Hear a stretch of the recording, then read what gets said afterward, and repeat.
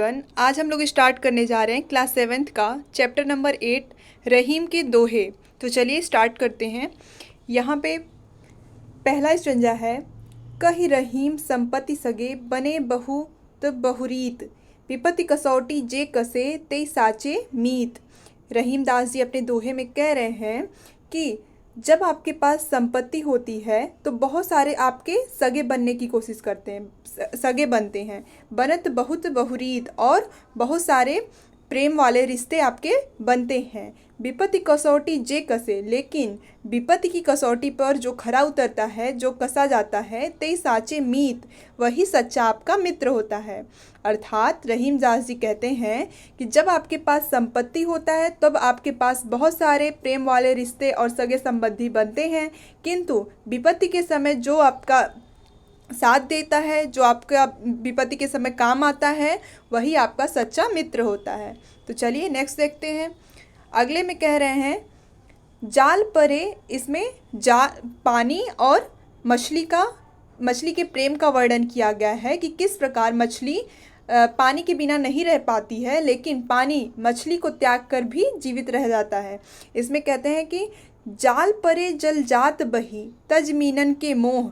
जब मछुआरे पानी में जाल को डालते हैं तो जो पानी है वो जाल से बह जाता है, और तज मीनन के मोह, मीनन मतलब मछली, और वो मछलियों के मोह को त्याग करके जाल से बह जाता है। रहीमन मछरी नीर को तौ न छाड़ती छोह। किंतु रहीमदास जी कहते हैं कि जो मछली होती हैं वो नीर के अर्थात पानी के प्रेम को छोड़ नहीं पाती हैं और उनके वियोग में मर जाती हैं। देखिए फिर से देख लीजिए, रहीमदास जी कहते हैं कि जब जाल पानी में पड़ता है तो पानी मछलियों के मोह को त्याग करके उस जाल से बह जाता है, लेकिन जो मछलियाँ होती हैं वो पानी के मोह को नहीं छोड़ पाती हैं और उनके वियोग में उनकी मृत्यु हो जाती है। अर्थात मछली का प्रेम सत्य है और जो पानी है वो झूठा प्रेम करता है मछलियों से। नेक्स्ट में कहते हैं तरुअर फल नहीं खाते हैं सरवर पियत न पान, कही रहीम परकाज हित संपत्ति संचहि सुजान।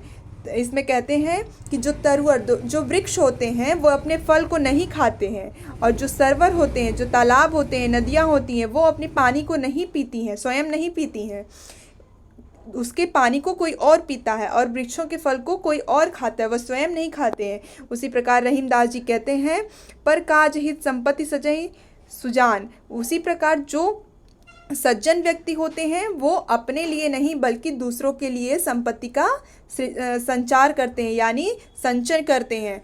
फिर से देख लीजिए, कह रहे हैं कि जो वृक्ष होते हैं वो स्वयं अपने फल को नहीं खाते हैं, और जो नदियाँ होती हैं, तालाब होते हैं, वो अपने पानी को स्वयं नहीं पीते हैं। उसी प्रकार रहीमदास जी कहते हैं कि जो अच्छे व्यक्ति होते हैं, सज्जन व्यक्ति होते हैं, वो अपनी संपत्ति का संचय दूसरों की मदद के लिए करते हैं, स्वयं के लिए नहीं। नेक्स्ट में कहते हैं थोथे बादल क्वार के जो रहीम घरात धनी पुरुष निर्धन भय करे पाछिली बात। इसमें कहते हैं कि जो श्रावण महीने के बादल होते हैं वो तो बरसते हैं, लेकिन जो क्वार के बादल होते हैं वो बरसते नहीं हैं, सिर्फ गरजते हैं। तो इसमें रहीमदास जी कहते हैं जो थोथे बादल, जो झूठे बादल क्वार के होते हैं, वो सिर्फ गरजते हैं, बरसते नहीं है, क्योंकि वो पहले तो सावन के महीना आता है, फिर क्वार का आता है, तो पहले तो वो बरस चुके होते हैं, बाद में सिर्फ गरजते हैं। उसी प्रकार जो धनी पुरुष होते हैं, जो पहले तो धनी होते हैं बाद में निर्धन हो जाते हैं, वो अपने पिछली बातों को याद करके ही सिर्फ बातें बढ़ा कर बात करते हैं, और वर्तमान में उनके पास कुछ नहीं होता, फिर भी वो पिछली बातों को करके बहस करते हैं।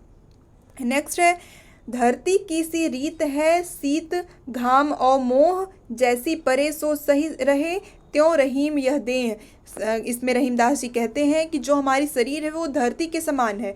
जिस प्रकार धरती अपने ऊपर पड़ने वाले शीत यानी सर्दी को, घाम मतलब गर्मी को, मेघ मतलब बरसात को प्रेम से सह लेती है, उसी प्रकार हमारी जो देह है वो भी है। जिस देह पर भी सुख दुख जो भी हमारे ऊपर पड़ता है, वैसे भी मनुष्य भी उस सुख दुख को धरती के समान अपने अंदर समाहित कर लेता है और उसको सह लेता है। आई होप आप लोग को समझ आया होगा। यही लास्ट था।